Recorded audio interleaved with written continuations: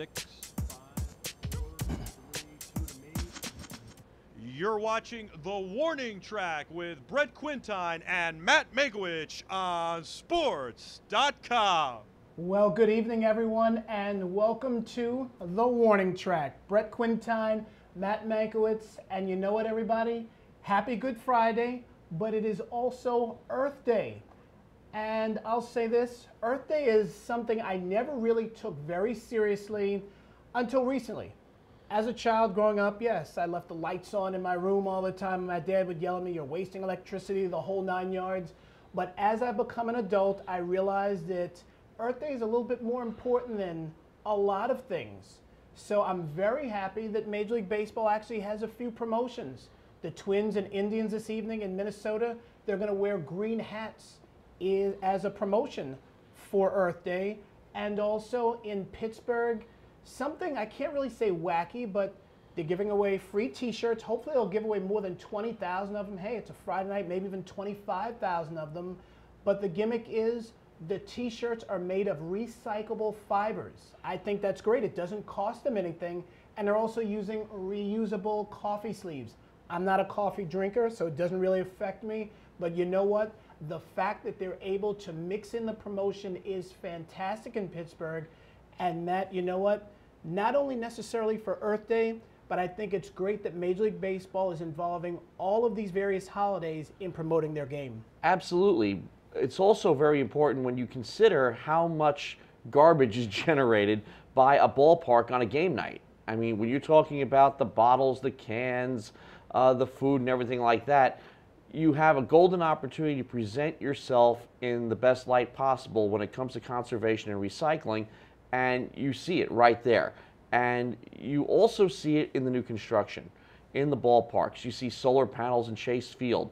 You see special plumbing apparatus in Citi Field. You see renewable wood being used everywhere possible in Target Field. Sure. And of course, the Twins have been bragging that Target Field is the greenest ballpark in baseball. Well, it's also the newest.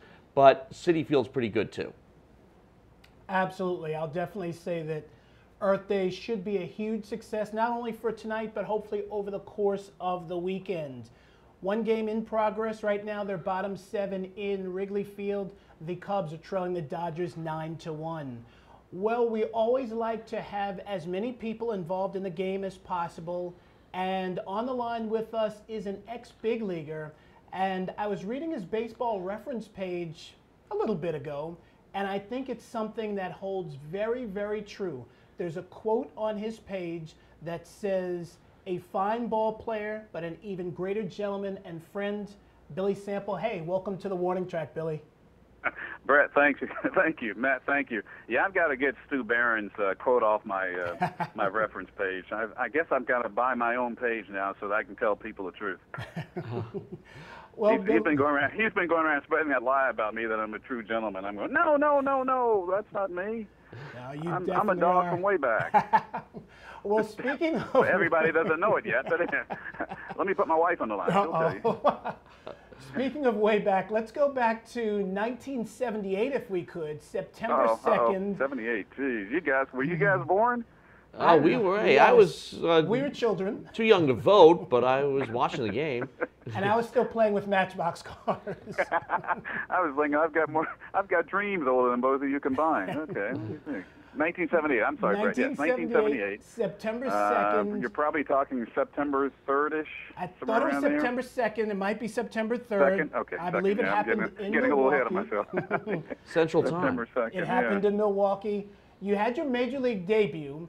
In looking at whether we want to call it your chart, your reference page, you faced Jerry Augustine.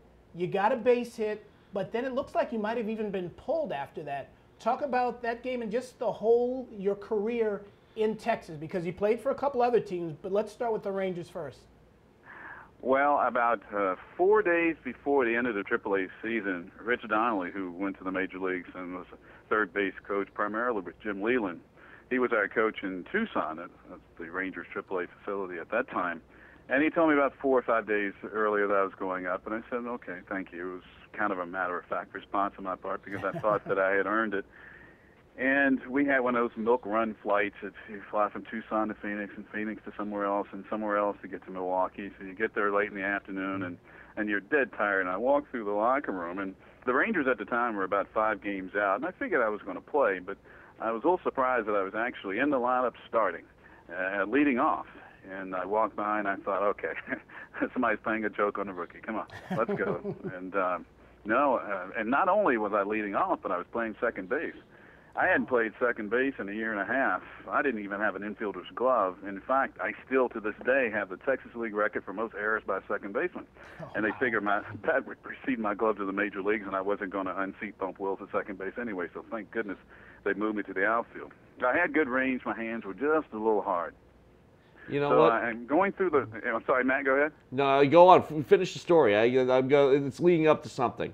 So I remember Paul Hagan, who writes now for the Philadelphia Daily News. I sort of tug him on a jag and say, "This Mr. Hunter," Billy Hunter was the manager at the time. Does he know I haven't played second base in a while? So I go through the whole BP, and nobody tells me anything. And just before we start stretching, before the game, Billy Hunter calls me over, and they felt that Bump Wills, the switch hitter, was struggling a little bit from the right side, so he wanted to give him one less at bat from the right side. So I was the bat, and Bump was going to go in and play second base. And sure enough, I remember as we were loosening up, Richie Zisk, as he was apt to do, would say something to me to try to calm me down. Like he said, it's just like AAA, meaning don't get too excited about it. And I kind of appreciated him taking the initiative to do that. So first pitch, sinking fastball low and outside. I swing, right center field. Sixto Lescano dove, and it went off his glove for a base hit. So I'm on first base, and I'm there with my Cheshire cat-eating grin, just not knowing what to do. And here comes Bump Wills to pinch run for me. I have no idea what Bob Uecker, who was calling the Brewers games at the time, what Uecker thought about seeing somebody getting pinch run for, somebody with speed getting pinch run for, and then Bump went in, stole second base, and stayed in the game at second base, and that was my evening. Do you still have the ball? It was kind of a nice one. I guess it could have been a home run. It'd been better, but that wasn't too bad. Do you still have the ball, Billy? I know. I don't know. I think I lost it somewhere in moves, or it could be in a box somewhere. I'm not all that sentimental, and I think they gave me a bogus ball anyway. So I don't know whether I have the bogus ball or the real ball, but I don't know. I couldn't get my first hit. My first home run, somebody had the ball and they wanted to negotiate with me for free tickets or something. Years later, even after I was out of the game, they wouldn't give me the ball. So Interesting. I guess it's good that I'm not sentimental. It does lead up to that move to the outfield. And I remember way, way back, around 15 years ago, 1996, my first year covering, I had this book. You gave me the information. Yeah, thank you. I had this book, The Chronology of Major League Baseball Records. Unfortunately, it's outdated. Somebody needs to put out a supplement. Maybe it has to be me. But it gives you not only who holds what record, but also who held it before and before and before that. So, if you want to know who held the record for home runs in a season before Babe Ruth broke it twice, you can find it. The American League, he did. He broke it 3 times. Well, I tell you what, Matt, I appreciate you telling me that time, because I didn't know I had it. Yep. And it's kind of nice, especially as you're getting older, to sort of latch on to these little numbers that sort of enhances one's ego, and I appreciate that. I sort of strut around with that information. Yeah. Well, the record is Billy's first full season in the outfield, he went error-free. He was the first rookie to do that. That I did not know. It's amazing that. the game's been played that long, and that's the first time it's happened. Wow. And all the great outfielders. And well, to be honest with you, I misjudged the ball in Kansas City. It was bad. It cost us the game. It's one of those line drives where you come in, you take 2 steps, and there was 1 step too many. It sails over your head. I wish I could have gotten an error for that. Not taking away from Matt's research, but I wish I could have gotten an error for that. It gets better, because a couple of weeks later, we're in the clubhouse. You tell Willie Randolph this, and Willie's answer was, "That's because you never went for anything." Wow.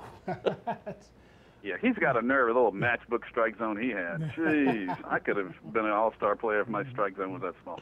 Speaking of I tell that to him to his face, too. Speaking of the Yankees, and obviously Matt and I are both big Yankee fans. You obviously played for the Yankees. Something very weird happened in August of 1985 that I just find very bizarre.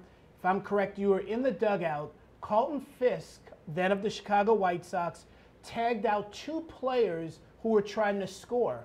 Can you paint that scenario again for us? Because I just find that's something that doesn't happen terribly often. I think Paul LaDuca did it probably about 10 or 15 years ago. 2006 Division Series. Oh, thank you. Against the We'll say Dodgers 5 at years Shea. ago. That's why I have Matt Mankiewicz here with me. I was I there. guess he's a walking encyclopedia. I thought I knew baseball, but Matt knows Brett, 10 I tell you what, times more. I was there. If you had taken a poll, if you had taken a poll of the team before the game and said this is going to happen, Carlton Fisk is going to tag out 2 of your runners on the same play at the plate, I bet 98% of the players would have said, "Oh yeah, that's Baron Meacham." That's great. It's funny how baseball seems to find it settles around what is supposed to happen. If you're playing out of position, the ball's going to find you. At some point in the game, it's going to find you, and it's going to be in a crucial situation. And those were the 2 players. And I understood exactly what they were doing, but those are still the 2 players that would have had it happen. And I don't know what Stick Michael was doing at third base. Poor Stick. He was probably trying to stop one and wave the other. They were coming around at the same time. Somebody hit a line drive.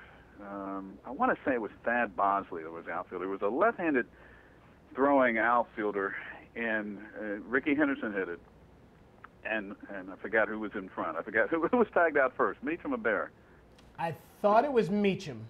Meacham was first? Yeah, okay. I thought it was. You're right. Because Meacham went back to tag up. Okay. Yeah, Meacham went back to tag. He could see that, I think it was Bosley. Bosley had a play on it, so he went back to tag. Bosley doesn't get it. It bounces off the wall. Meacham tags from second. As he's ascending towards third, he slips. Bear can see, he's got a better read on it. He can see that even though Bosley threw up his glove, that he wasn't going to catch it. He knows he's supposed to score from first, so he's motoring. And so he knows he's supposed to score it. But Bosley played the ball, or whoever was out there, Reed Nichols played the ball very well off the wall. It wasn't enough time for Bear to score from first, especially if Meacham can't score from second, who had gone back to tag up. And sure enough, bam, bam, they're both tagged out. And it was a 1-run game. I mean, we needed the game. And but it's just, and you get to the top of the step and your mouth is open like, I can't believe that just happened in a game that we need to win. But again, if you had taken a poll of the players before the game and said that situation going to happen, it would have happened to Dale Bear and Bobby Meacham. And they're sweethearts, both of them, but they seem to find that kind of situation. And in fact, that same year in 1985, Meacham was at the plate, bases drunk in Arlington. Willie Randolph's went first. I say bases drunk. What are you talking about? We know where your mind is, Billy. Meacham swings. Gary Ward's in left field. The wind takes a little bit, and Ward drifts back. Randolph, seeing that Ward had a beat on the ball, goes back to tag at first. Well, the ball carries out of the ballpark. Meacham sees that the ball is going to be carrying out of the ballpark, figures he's got a home run, so he rounds in a regular home run trot. Passes Randolph, who's going back to tag at first. That's and he gets credit for a 3-run single instead of a grand slam. I mean, just like, oh my goodness. the bizarre things that you can see in baseball. Very crazy. Billy, we know your time is valuable, especially on a Friday night. Can you stick around with us for 5 minutes after the break? We just want to touch on a couple of subjects as far as the current state of the game of baseball. So yeah, Billy, we definitely appreciate you holding on to the line. In the meantime, we will take a break on the warning track, as we always promise you. Current ball players on the line, ex-ball players on the line, and 2 knowledgeable folks. We'll be back on the warning track. I'm Justin Tucker, the New York Giants, and you're watching Sportce.com. Cool.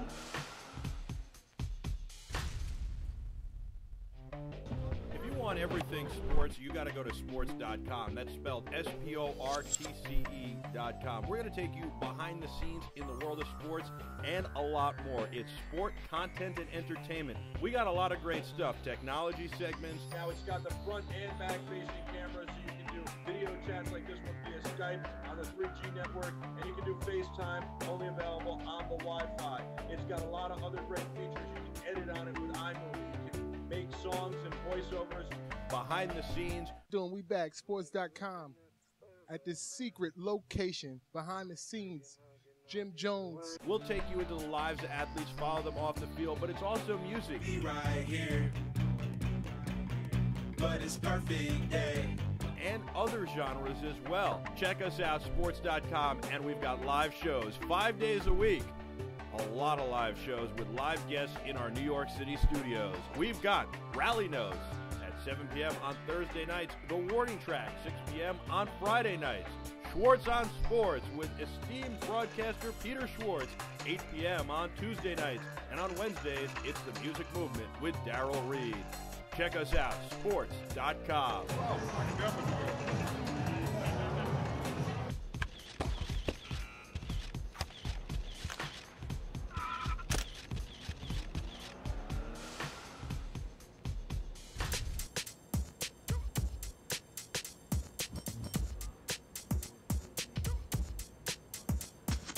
You're watching The Warning Track on Sports.com with Brett Quintine and Matt Mankiewicz. Welcome back, everybody, to The Warning Track. Indeed, we have a new intro, and we love it. It's all about trying new things here at Sports.com, and we are here for you guys. We still have a ex-major leaguer on the line, Billy Sample. I'll just update one quick score. They're in the top of the 8th at Wrigley Field. Dodgers leading the Cubs 9-2. Matt, you always have some good insight, and actually you had a good question for Billy. Absolutely. Well, obviously, this is rather unprecedented, I think, in baseball history because, true, MLB bought the Expos as part of that three-way deal. True, George Steinbrenner was suspended for a couple of years on 2 different occasions. But this is rather strange. This is something we have not seen. That is Major League Baseball taking over a franchise's day-to-day operations and basically shunting the owner aside. With the Dodgers and the situation they're in, I just want to get your take on this, Billy, because this is also interesting considering all the craziness that went on with the Yankees back in the 70s and 80s, and nobody stepped in there. Why now? Well, Matt, you're a lot closer to it than I. My sense is that you don't have the secondary support for the Dodgers as you did for the Yankees back then. There are enough people running the Yankees. In fact, when Steinbrenner, the 2 times he was not allowed to run the club, it really allowed, I think, the Yankees to set up the kind of team that they have now. Stick Michael running at this point as the general manager, running the team, telling George that nobody would trade for Bernie Williams, and really establishing the young players that are still there, the Mariano Rivera's and the Derek Jeter and the Jorge Posadas and the like. So it really worked well for the Yankees back in those days. And I think the Dodgers, I'm not sure if the Dodgers have the same amount of money and backing that the Yankees did at that time. My sense is that one of the reasons why McCourt had the opportunity to buy the Dodgers, or into the Dodgers, is that he kind of backed away from the Red Sox when Bud Selig apparently wanted John Henry to own that, who used to own the Marlins, to own that team with Tom Werner. And maybe it became easier for the McCourts to buy into the Dodgers because I'm not sure exactly how much of their own money they used to do that. So you've got some mitigating circumstances there, and I guess especially when you don't know how it's going to come out in the divorce, then there was a feeling, I guess the commissioner felt that it was time to take over and add some stability to the club. And certainly with a franchise like that, you can understand where he's coming from, and you can kind of understand where McCourt's coming from, too, that thinks that the best way to go about this is to fight it, especially when this is a major asset going into its divorce. This is something, though, that as 29 other owners are looking at this and maybe thinking, could this happen to me? But they seem to have the approval. He seems, I don't know, Matt, seems do you to have think the there are backing. any other situations out there like that? Not in baseball, no. In other sports, I don't sure. know how. I don't know how people set up their businesses to take into consideration what happens in the case of a divorce. Certainly, there have been other divorces among ownerships that never got to this point, and I guess there was a closer relationship to owning the club between the McCourts, because it seems like you didn't mention one without somehow mentioning the other. If not 50-50, then certainly you knew that Jeannie, is that her name? Jeannie, McCourt yeah. was there and a part of the whole package. And maybe this will make people a little more aware in the future to where they'll have to have separate guidelines for ownership in a team in respect to one's spouses. It's also interesting because McCourt has a lawsuit. He's going to start a lawsuit against MLB. Also has a lawsuit against a law firm that drew up the ownership agreement between him and his wife. Wow. So, Interesting. I'm totally serious. It's true. Wow. But I guess, Matt, does he stay on while these lawsuits are pending? I guess maybe that's one of the reasons to file, because you can stay on. You get a judge that says, okay, well, it'll have to be this way until there's some conclusion on the lawsuits, which could be years. Exactly. But yeah, so maybe this was a preemptive move on Frank McCourt's part. Maybe he could see how it's going to break down between he and his wife, or certainly can see how it breaks down between he and the commissioner's office. In the meantime, Steve Garvey has said he wants to buy in. He thinks he can get a group together. I think you can get a group together to buy the Los Angeles Dodgers. Any of the three of us here now can get a group together to buy the Los Angeles Dodgers. The question is, can you get the other owners to approve it? Yeah, and especially as I alluded to, if McCourt bought into the Dodgers without using a lot of his own money, a lot of his own assets, then yeah, I guess you and I and Brett, well, you guys will have to do it because I'm broke. But you two guys, yeah, you can go ahead and buy into it. But you're right. It's just not going to happen, because you're going to have to buy the whole 9 yards. And how much would it cost to buy the Dodgers? It's a good question. That's got to be a franchise that's close to the Yankees and Red Sox. Yeah, it's a pretty penny. So you're talking close to $1 billion. Especially when you consider the properties they own. It was Dodger Town. They owned that, but now the new complex in Arizona. The TV rights. The TV rights, the prime ticket, the whole thing. It's quite an undertaking. However, the profit-making apparatus is still there. The $400 million in debt, that is a little bit alarming. But you want to know something? The brand is indestructible. Absolutely. Yeah, no, the Dodgers have a stamp on their name. George used to say that owning the Yankees was like owning the Mona Lisa. You know what? This is Leonardo's Last Supper, if you want to equate it with value. Okay, this is that much. It's A-list all the way. The Dodgers also maybe even be a little bit more A-list than the Yankees in some way, because of the tradition, because of the continuity. Even though they haven't won a world championship in a long time, it doesn't matter. They're still the Dodgers, and they're still in Los Angeles, and they're still one of the jewels of Major League Baseball. Well, guys, how much of this do you think is just embarrassing? I think a lot of it is. I think it's all ridiculous. Nothing that ever happened with the Yankees under George, and you were privy to a lot of crazy stuff yourself when you were there, but and covering the team too later on. Nothing like this ever happened with the Yankees, because the Steinbrenner family always had their books in order. As you were saying, the financial backing was always there. I had a feeling, and I'm not going to brag about this because I got it from reading in other sources, that I felt that the McCourts were a little undercapitalized to begin with. And right. Interesting. And that's what I was alluding to as well, because I had a sense, and I don't have the same sources as you, but I had a sense that there wasn't as much of their own money in it as maybe would have made this a little more viable. Yeah. And they go from corporate ownership, News Corp, which of course is right down the block from our studios here, and they have all the money in the world, quite literally, and they go from that to an operation that is actually more like the O'Malleys, but the O'Malleys, as we said, always ran a tight ship, always ran a first-class organization. And yes, the name Peter O'Malley has been thrown back out there. Would the O'Malleys ever start a group together to buy back in?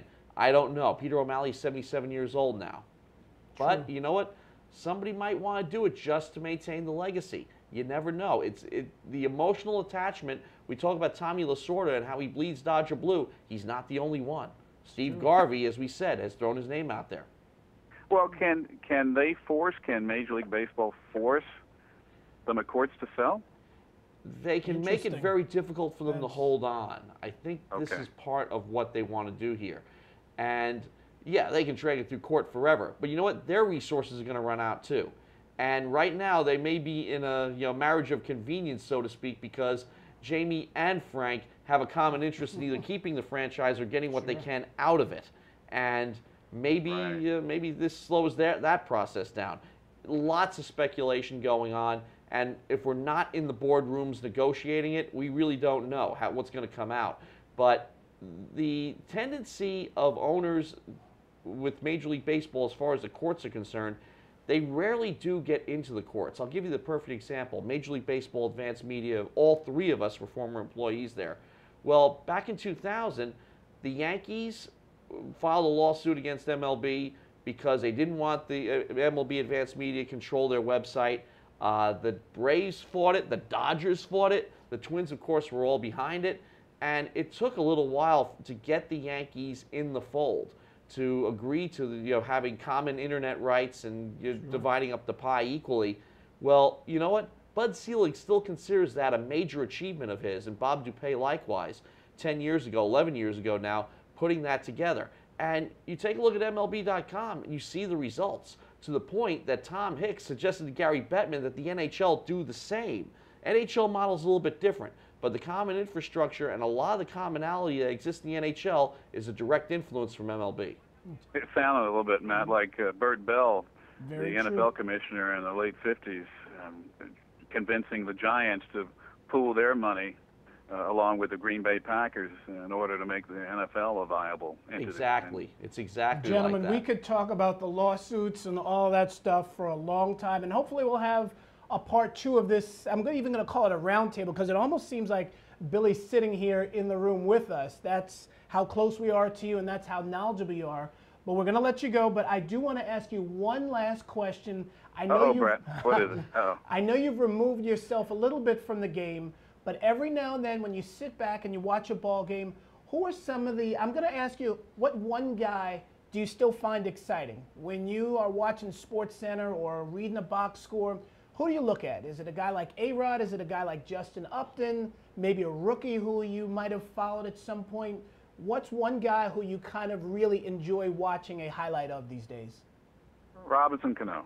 Okay. And I guess I'm not the only one, Sure. except as I recall, less than 2 years ago, there were some people that wanted to trade him out of town. Absolutely. And No, I'm thinking, folks, look, they just adjusted to him, and he'll come back and he'll readjust. He'll readjust as he has, and I think he's a Hall of Famer in the making. In fact, that might be a Hall of Fame infield. Now I think It about is. It definitely is. It You know the really left side is, and to Certainly. share is going to be a switch hitter hitting close to 300 and probably over 500 home runs for the career. When it's all Puts said him and close done, to that's the true. Eddie Murray category, so you just never know. But Cano is, he's just one that, my goodness, he's just so fun to watch and so many skills. And the Yankees have had so many great defensive second basemen, from Bobby Richardson to Willie Randolph, and Cano's range and arm is just phenomenal. You know what, though? None of those guys had Cano's bat. That's very true. Yeah, you're right. Richardson had his moments, though, big World Series moments, and I want to say he's, well, no, I think, yeah, you're right. He wasn't close to Cano, as great as Bobby was, and I tell you what, Matt, you don't, in addition to being a Yankee great, you don't want to ever follow Bobby Richardson in a speech, because he'll shame you to death. He'll just. One time I had to do that. I thought, I've got to follow this. Are you kidding me?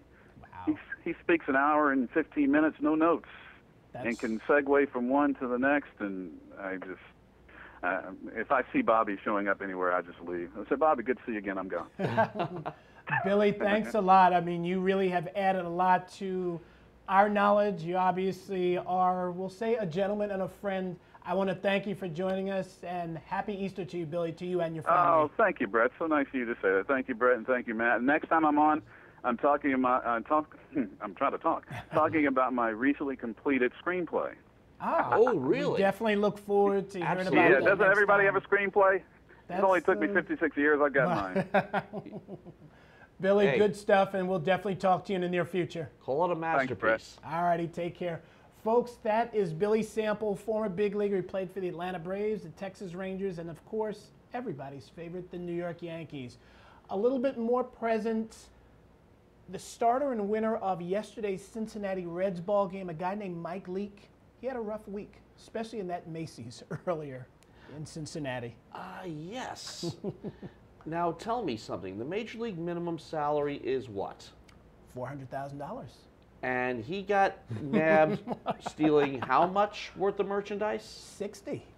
Dollars. Not 60,000, not Correct. 6,000, $60 worth of 6 merchandise. shirts, if I'm correct. So that's $10 a shirt. The clearance rack. I mean, he what got possesses busted for a guy- raiding the clearance rack. That's ridiculous. I mean, what possesses? Folks, call us. 347-480-1724 is the number to call. Tell us why Mike Leake would do that. Something had to have gone wrong. There had to be some sort of miscommunication. I'm sure I hope. he's hired a lawyer. You have to hire a lawyer in this case. Absolutely. Who was going to say, come on, guys. But you know what? It gets in the news, and it's fodder for us. Sure, it's fodder absolutely. for all That's the what it talk is. radio stations. That's exactly And they're right. saying, look, Winona Ryder, first of all, multimillionaire herself, she gets nailed in sacks, but you know what? She left with the good stuff. Yes, Okay. very true. Okay, and she can always say, "Well, you know what, guys? I'm just a kleptomaniac." But $60, the clearance rack, 6 shirts, $10 shirts in Macy's. It's last season stuff. Okay, it goes back to the manufacturer if it doesn't get sold. Absolutely. You know what? And think about it, $60, that's half a day of his meal money when he's on the road. I mean, it's He probably I had hope 10 it's not times true, that but in yes, his in pocket, yes. in cash. Absolutely. You see the wads of cash those guys Absolutely. carry around. And Major Definitely. leaguers, rookies too. Very true. $400K is your minimum salary. And Mike Leakey, by the way, I believe he's an Arizona State alum too. Leave it to those Sun Devils. Sun Leave Devils. it to those Sun Oh, Devils. the Sun folks. Devils. I'll tell you, hey, but you know what? I couldn't see Ike Davis doing that, or Brett Wallace, who, by the way, is are true. starting first baseman on the 2 teams that played each other last night in Citi Field. Interesting. I didn't even think about that. Okay. And we're very in the true. lineup against Stony Brook 3 years ago with the NCAAs. That's another story for another time. 347-480-1724 is the number to call. Join Matt and myself on the warning track. And Matt, you and I were talking a little bit earlier as far as top pitching punches, top 1-2 punches. There's a good pitching duel tonight in Los Angeles, I believe. It is- Herron and Lester. Yes, Dan Herron, okay. Nice bounce back season. You know, he had his issues last year, but he's 4-0. He goes up against Lester tonight. Red Sox and the Angels, great matchup there. But also a nice little article that I thought was a real standout here. Doug Miller from MLB.com rated the top 1-2 pitching punches. And we have one of them here in New York, which would be CC Sabathia and A.J. Burnett. CC, by the way, goes tonight. Yes, he does. But looking for his first win of the season. here are his tops. Jared Weaver, who, by the way, is off to an unbelievable start, and Herron, who we just mentioned. Tim Lincecum and Matt Cain, defending champions. That's a They are top-notch two combo. That's a very important fantastic reasons combo. why. And the only reason Matt Cain doesn't have a Cy Young is because Lincecum has 2. Josh Johnson and Ricky Nolasco of the Marlins, I like a lot. Trevor bad Cahill couple. and Brett Anderson, and Gio Gonzalez will throw in from the Sure. A's. The A's pitching, by the way, really up and coming. Fantastic. I didn't Yeah. realize how good their pitching staff was last year. I think they led the league in ERA last season, or Yeah. the fewest amount of runs total. It was something like that. And for a team that is almost an also-ran for the most part, we just don't think Oakland Athletics Because baseball. they haven't been able to hit. Absolutely. Which is ironic, too. Very because true. this is the team that Mark McGuire, Jason Giambi, Jose Correct. Canseco, Reggie Jackson, all True. going all the way back. But that A's pitching staff is very I can't say undermanned, unsung. Unsung because they need the hitting to back up, which is one of the reasons why I picked up Hideki Matsui. Lester and Beckett, even though they don't follow each other in the rotation, they're actually solid. more a 1 and a 4, and Beckett's a 4. Yeah, I was going to But say, Beckett, if you have a 4, we that's saw great. Beckett do a job on the Yankees Sure, that looked like yes. he was in a Marlins uniform from 8 years ago, and Beckett seems to be on his game too. So at least for the start of the season, and CC and AJ as we mentioned. And A.J. Burnett, by the way, 3-0. ERA is a little high. CC is looking for his first win tonight. Not getting run support. No, actually, I should say that. He's left with leads. The only trouble is the bullpen keeps blowing it for him. Rafael Soriano and CC Sabathia in the same game have not been a winning combination as of late. Interesting. Now, one other combination or a foursome that I don't think we have mentioned, the Phillies. Well, we did mention did- Lee and Halliday. Oh, was Lee? Okay. No, actually, I don't think they you know what? That must have been like an anti-Philly response here because I didn't mention them. You're Right, right. correct, But yes. they are But there. clearly Halliday they and are Lee. However, any Hamilton combination. Oswalt too. Right. You know. Absolutely. That's You know it. what though? I've said this before. You can have that great pitching staff. You can have, Smoltz, Glavine, and Avery when he had his and little day, Maddox, sure. and the Braves combinations. Well, you know what? Those guys have one ring. Yes, very true. That's So- yeah. You really do have to have more than just good pitching. Obviously, we spoke early in the earlier days of the warning track. Yes, the Phillies may have 4 outstanding starters, but we're not going to pencil anybody into a league championship, let alone a World Series. That's why they play 162, and that's why you have to have an offense that matches the defense. Yes, that's great if your starters only allow 2 runs or consistently give you that quality start, but at the same time, if you're not scoring any, you're not going to get as many W's as you may think. Well, you know what? Another topic, because we are getting low on time here, that I wanted to bring up. And of course, we have Mank on the spot. Yes.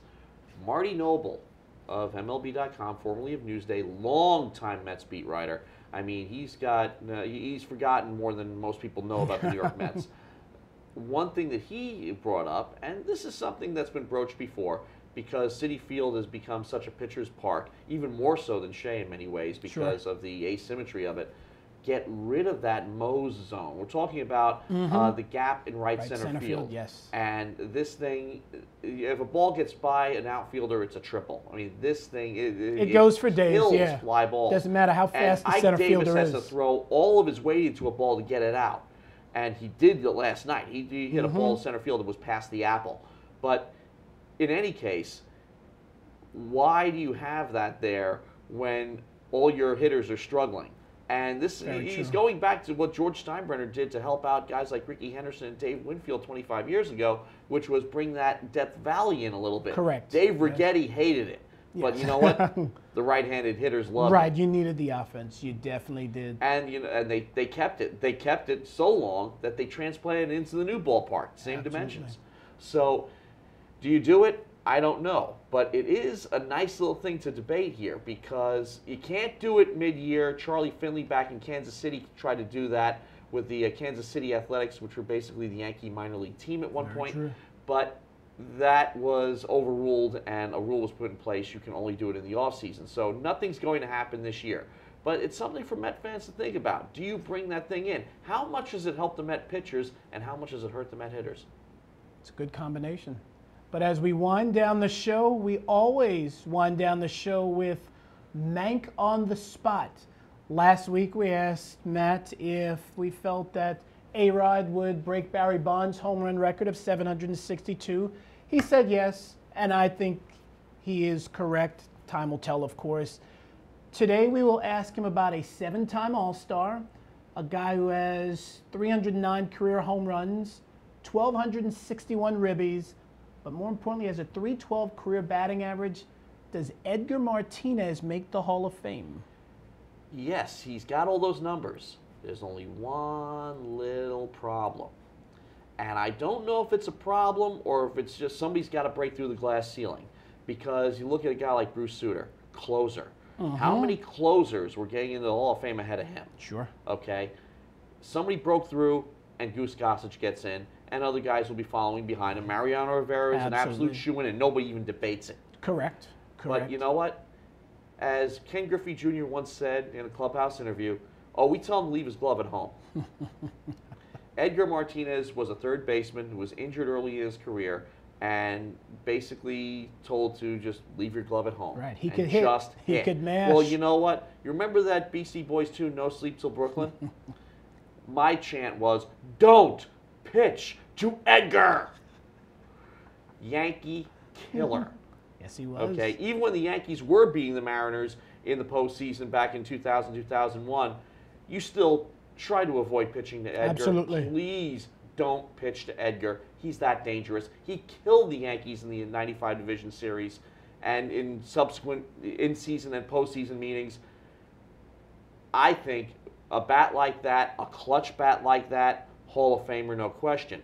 But do you finally say we're going to let DHs into the Hall of Fame?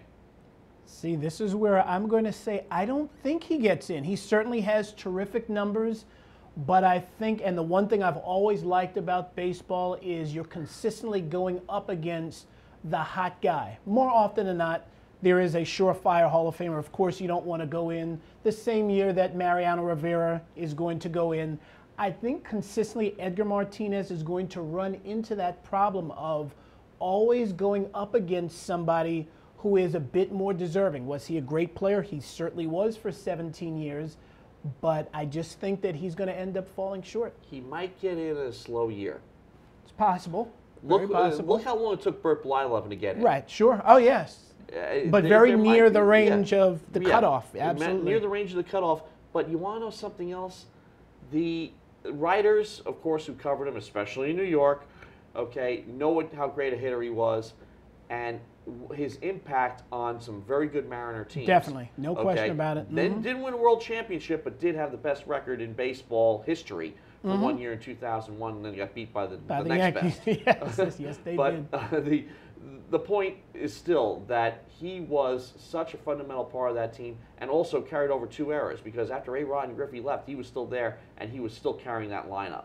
And that, I think, his impact on the franchise, impact on the team, impact on the game in his time, one of the most intimidating hitters out there. He was. That is Hall of Fame in my book. In my opinion, yes, he gets in. In my studied opinion, I don't know. I think I have my doubts just like you do. Yes, that's why I'm going to go with Matt's studied opinion in a sense. I think he is going to fall short. Speaking of falling short, we are short on time, and essentially time is up. Matt Mankiewicz, as always, thank you for joining me. Always a pleasure. More so on the other side of the glass, in the other room, however we'd like to phrase it. Mike Artsis, thanks a lot for running the board and being in control of the warning track. And, of course, Billy Sample for calling in. Until next time, Brett Quintine with the warning track.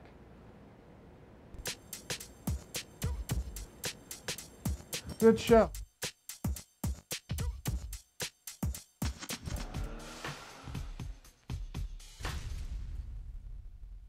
Live on Sports.com. I'm Peter Schwartz, and we're joined by one of the current. If you want everything sports, you got to tune in to Schwartz on Sports. Tuesday nights at 8 p.m., Peter Schwartz, the esteemed broadcaster, takes on everything sports. He's got everything from high-end pro sports like the NFL, NBA, and Major League Baseball to alternative sports like extreme games, lacrosse, tennis, golf, and everything in between. Joined by Minnesota Vikings Hall of Famer John Randall. Last year, you were inducted into the Pro Football Hall of Fame, and that is the biggest honor that a player can get bestowed on him. What was that feeling like when you were enshrined in that camp? It was unbelievable. You got to check out Schwartz on Sports, because there's nothing you know that he doesn't. He knows everything sports. So check it out, 8 p.m. on Sports.com, Tuesdays.